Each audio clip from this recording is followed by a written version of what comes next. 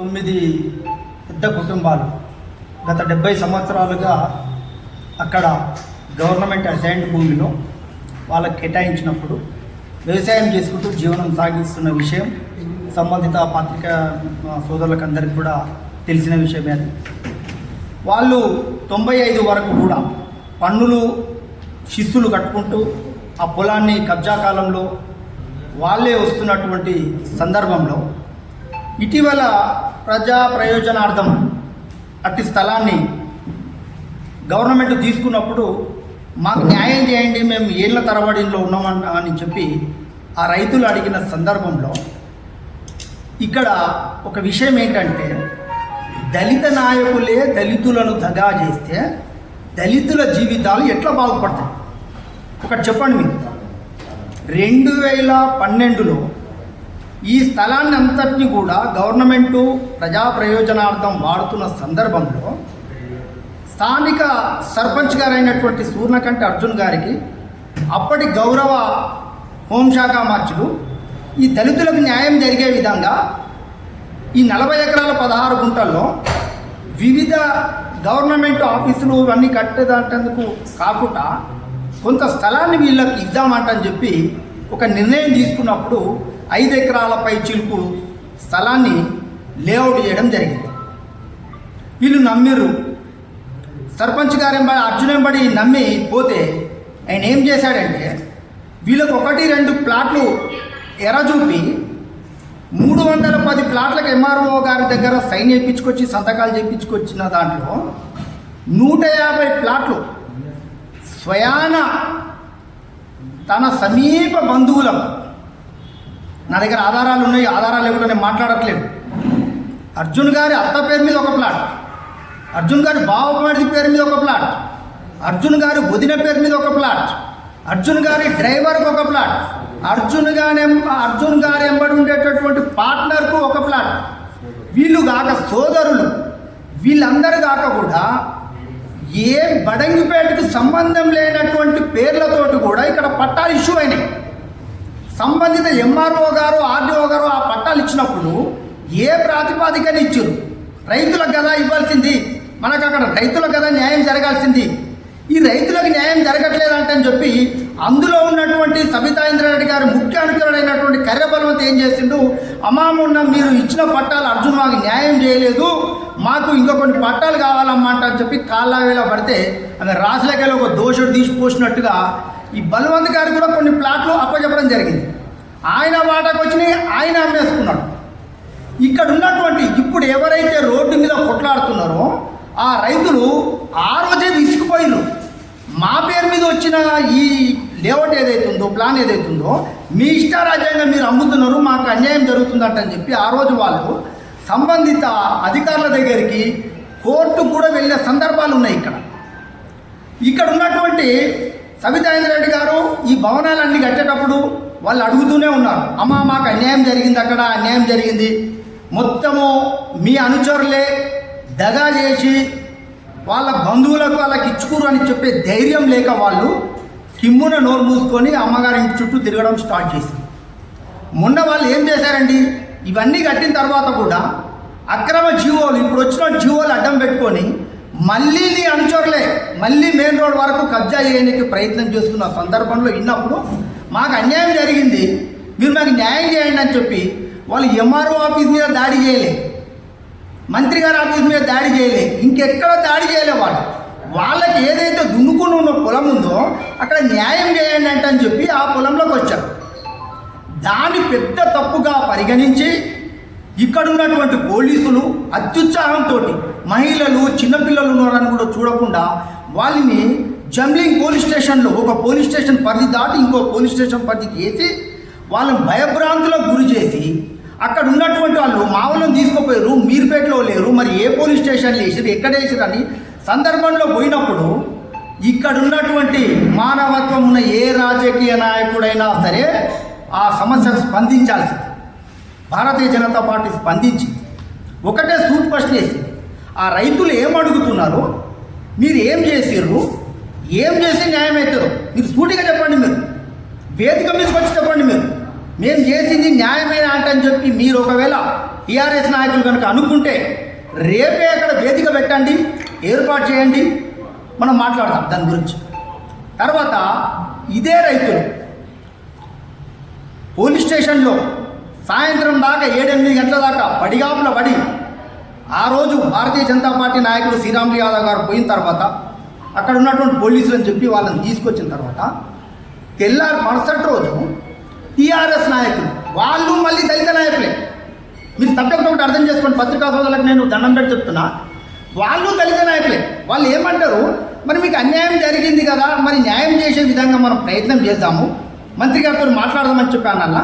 లేదు, మాకు న్యాయం జరిగిపోయింది, అక్కడ ఏం లేదు, ఇక మొత్తం ల్యాండ్ ఏం మిగలలేదు, మీరు కావాలని బురదలుతుర్రు, రాజకీయం చేస్తుర్రు. ఈ రైతులు అన్నమో రామచంద్ర అనుకుంటూ మాకేమైనా జాగలు కావాలని చెప్పి వాళ్ళు కొట్లాడితే ఇక్కడ ఉన్నటువంటి దళిత నాయకులు అమ్మ చెరువులు సుందరీకరణ చేస్తుంది, సెంట్రల్ లైటింగ్ సిస్టమ్ చేస్తుంది, ఇక మున్సిపల్ బిల్డింగులు కడుతున్నాడు అని చెప్పి మాట్లాడుతుంది. ఎంతవరకు సమంజసం అండి? ఒక దళిత నాయకుడు మోసం చేస్తే దళిత జాతి ఎట్లా బాగుపడుతుంది చెప్పండి? ఎవరు చేసింది? లేఅవుట్ చేసేటప్పుడు ఈ 2 సర్వే నెంబర్కు 4 వైపులా అప్పుడున్న కాంగ్రెస్ అధికార పార్టీ నాయకులు, ఇప్పుడున్న బీఆర్ఎస్ అధికార పార్టీ నాయకులు, ఒక నాయకునికి వీళ్ళ ఇండ్ల మధ్యలో ఇండ్ల ముంగటనేమో 20 ఫీట్ల రోడ్డు చేస్తారు, నాయకుని పొలానికి ఈ గవర్నమెంట్ ల్యాండ్లోకి వెళ్ళి 40 ఎకరాల రాజబాట ఎదిరిస్తారు. ఒక టీఆర్ఎస్ అధికార పార్టీ నాయకుని పొలానికి రాజబాట 40 ఫీట్లతోటి రాజబాట నిర్మిస్తారు. ఇంకొక నాయకుడు ఈ సర్వే నెంబర్లో ఉన్న పొలానికి వేరే సర్వే నెంబర్ ఉన్నటువంటి నంబర్లు వేసి సెల్డీడ్ డాక్యుమెంట్లు చేస్తారు. సెల్డీడ్లు ఇదే ఈ సర్వే నెంబర్లోనేమో పొజిషన్ ఇది, వేరే పక్క సర్వే నెంబర్నేమో నంబర్లు వేసి డాక్యుమెంట్ చేస్తారు. ఇంకొక పక్కూర్లో ఉన్నటువంటి కాంగ్రెస్ నాయకులు ఆడ క్రాస్ కనిపిస్తున్నది, ఈ క్రాస్ను సరి చేద్దామంటే ఆ లోపాయకార్య చేసుకొని ఇక్కడ ఒక కన్స్ట్రక్షన్ చేస్తారు. ఇది ఏంది అని అడిగితే సమాధానం చెప్పాలి. ఇప్పటి వరకు చెప్పాలి. నేను ఒకటే సవాల్ ఇస్తాను, ఈ ఏదైతే గవర్నమెంట్ ల్యాండ్ ఉందో ప్రజా ప్రయోజనార్థం గవర్నమెంట్ ఆఫీసులన్నీ ఉండాలి, అక్కడ రైతులకు ఏదైతే అధికారికంగా కేటాయించిన స్థలాలు అవైనా ఉండాలి. కానీ నేను మా అక్రమంగా మా కార్యకర్తలకు నేను దోచిపెడతా, జీవోలను అడ్డం పెట్టుకొని కొత్తగా ఇప్పుడు మళ్ళీ పట్టాలు ఇచ్చి తలా నాకు నచ్చిన నాయకుని కల్లా 2 పట్టాలు ఇస్తా అని అంటని చెప్తే 2012లో చేసిన భాగవతం ఆర్టీఏ ద్వారా బయటకు వచ్చింది. ఇప్పుడు మీరు చేసే భాగవతం ఒక 2 నెలల తర్వాత బయటకు వస్తుంది. ఒకవేళ పత్రికా సోదరులు రాసినా రాయకపోయినా కరపత్రాలు ముద్రించి ఇంటింటికి ఈ భాగవతాన్ని నేను పంపిస్తానని చెప్పి అడుగుతున్నాను. నేను న్యాయమైన కోరిక అడుగుతున్నాను. ఆ రైతులకు ఏమైనా న్యాయం చేస్తుంటే మీరు చేయండి, కానీ వాళ్ళకి న్యాయం చేయమన్నోని మీద బురద జలకండి. మీరు వాళ్ళకి న్యాయం చేస్తే మేము రావాల్సిన అవసరమే లేదు. ప్రతి దాంట్లో కూడా ఒక చిన్న కంచె చేను వేసింది అనడానికి ఒక మేయర్ స్థాయి నాయకుడు కూడా ఈ 60 గజాలల్లా విలేకరులకు ఇచ్చిన ప్లాట్లల్లా చిన్న 60 గజాలల్లా కూడా వాటాలు తీసుకొని చేసేంత దౌర్భాగ్యమైన పరిస్థితి ఇంకేమన్నా ఉంటే ఎవరు రక్షిస్తారు ప్రజాస్వామ్యాన్ని చెప్పండి మీరు? ప్రతిదానికి ఆధారాలు ఉండాలా. ఇక్కడ ఉన్నటువంటి గౌరవ పత్రికా సోదరులకు ప్రింట్ మీడియాలోకి ఇచ్చిన దాంట్లో అవినీతి కొట్టొచ్చినట్టు కనిపిస్తుంది. అక్కడ 450-470 గజాలు మిస్యూజ్ ఉంది. అలా నేను ఇలా ఉన్న బలంగా ఆడొచ్చి నేను కూర్చుంటాను. ఎవరిది సక్రమంగా అయిందో పేపర్లు తీసుకొని రండి, నేను దేనికైనా సవాల్. ఇంకోసారి ఆ విషయం గురించి నేను మాట్లాడు. పక్కన ఉన్నటువంటి ఎలక్ట్రానిక్ మీడియా సోదరులకు 25 మంది పేరు చెప్పి 70 ప్లాట్లను నీ అనుచరులకు అందరికీ అప్పనంగా పంచిపెడుతున్నవే, అది ఎంతవరకు న్యాయం అని మనం అడుగుతున్నాం. మేము 25 ప్లాట్లు అదే ఆ స్థలాన్ని గౌరవ పాత్రికేయ మిత్రులకు ఇంకా 10 గజాలు ఎక్కించినా కూడా తప్పులేదు. అక్కడ కుదిచ్చి మీ అనుచరులకు అందరికీ ఎట్లా మొదలు పట్టాలు ఇచ్చి మొదలు పొజిషన్లో పోయి నేను తర్వాత జీవోలు దోలాడి ఇస్తాను. అప్పటి వరకు ఎంఆర్ఓ అని అడిగితే ఏమంటాడు, ఈ గాంధీనగర్లో ఉన్నటువంటి పట్టాలకు కానీ 119 పట్టాలకు కానీ ఎటువంటి చట్టబద్ధత లేదు, క్లియర్గా చెప్పేసిండు. మాకు రిటర్న్లో రాసి ఇచ్చిండు. ఆ చట్టబద్ధతనే లేదు క్లియర్. మరి ఒక మంత్రి గారే దగ్గరుండి చట్టబద్ధత లేకుండా ఇలా దొడ్డిదారిన ఇది చూపిస్తే కిందున్న కబ్జాకోరులు ఎంతవరకు చేసుకుంటూ పోతారు? ఎన్ని కబ్జాలు చేస్తారు? ఇట్లా మనకు నమ్మి 5 ఏళ్ళు పరిపాలన చేయమని ఓటేసిన పాపానికి ప్రభుత్వం అసలు అన్నిట్లను ఇట్లనే నాశనం చేసుకుంటూ పోతే నీ అనుచరులు ఎంతమంది అమ్మా? 100 మంది. 100 మందికి ప్లాట్లు వేయగలుగుతావు, 200 మందికి ప్లాట్లు వేయగలుగుతావు. కానీ బడంపేట్ కార్పొరేషన్ 1,00,000 ఓట్ల మంది, 98,000 మందికి నువ్వు సమాధానం చెప్పాల్సిన పరిస్థితి ఉంటుంది. ఇంట్లో నేను ఇప్పుడు చేసిన అభియోగాలలో ఏ ఒక్క అభియోగం కూడా ఇది వాస్తవ కాదంటని చెప్పి ఏ టీఆర్ఎస్ నాయకుడు ఎవరు వచ్చినా కూడా క్షేత్ర స్థాయిలో నేను ఈ పేపర్లు పట్టుకొని ఏదైతే సందర్శన ఉందో ఆడ మనం ఏదైతే ఫీల్డ్ ఉందో ఆ ఫీల్డ్ మీద కూర్చొని నిజ నిర్ధారణ చేద్దామంటని చెప్పి నేను సవాల్ విసురుతున్నాను. లేదు అయిపోయింది ఆ రైతుల కోసం మాకెందుకు, రైతులకు మేము న్యాయం చేస్తాము, 300 కూడా న్యాయం చేస్తాము, మా అనుచరులకు మేము ఏం పట్టాలి ఏమంటని చెప్పి ఒకవేళ గౌరవ మంత్రి గారు కనుక అనుకుంటే దానికి కూడా మేము ఫస్ట్ ముందుండి స్వాగతం పలుకుతాం.